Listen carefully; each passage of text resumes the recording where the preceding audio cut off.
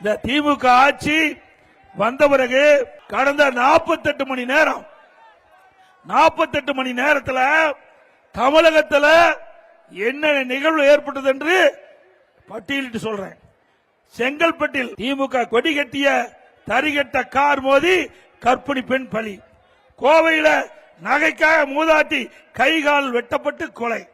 சென்னை ராயப்பேட்டையில் வீட்டில் தனியாக இருந்த பெண்ணிடம் சீரடியில் அத்துமீறிய காவலர்.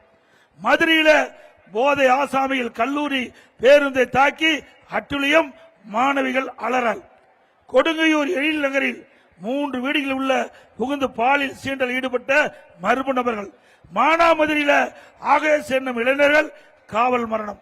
குமராபாளையத்தில் பக்கத்தில் தெருவில் விளையாடிட்டு இருந்த 7 வயது சிறுமி பாலியல் சீண்டலுக்கு ஆளாக்கப்பட்டு உயிருக்கு போராடி வராங்க. சிவகங்கை வீடு மொட்டை மாடியில் கழுத்தறுக்கப்பட்டு ஆட்டோ ஓட்டுநர் படுகொலை. இப்படி கொடுமையெல்லாம் இவர் ஆட்சியிலே நடந்து கொண்டிருக்கிறது. மீண்டும் கொடுமையான ஆட்சி தேவையா?